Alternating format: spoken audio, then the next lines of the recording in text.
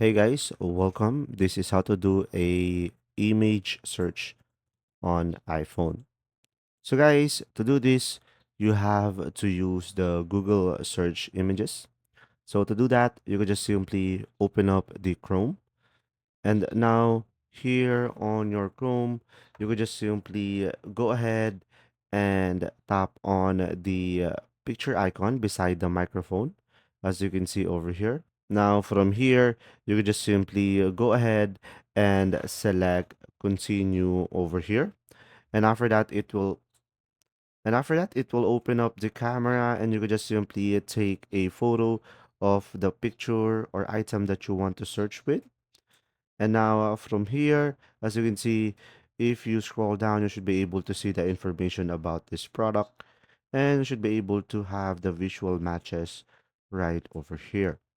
And now you would do any images and it will automatically be searched. And there you go. If you found this video helpful, please like and subscribe.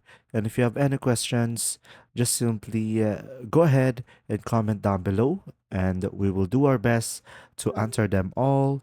And see you in the next video.